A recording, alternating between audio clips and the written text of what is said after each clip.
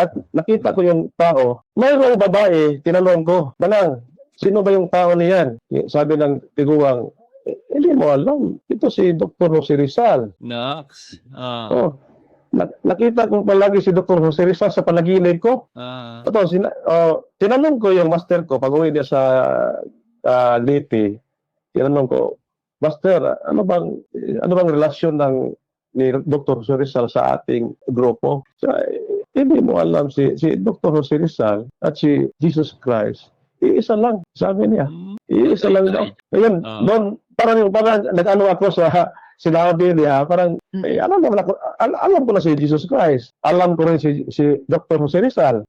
Bakit si Dr. Jose Rizal at si Jesus Cristo, iisa lang, persona. Ngayon, parang naano ako na parang alanganin na ako sa BBNA.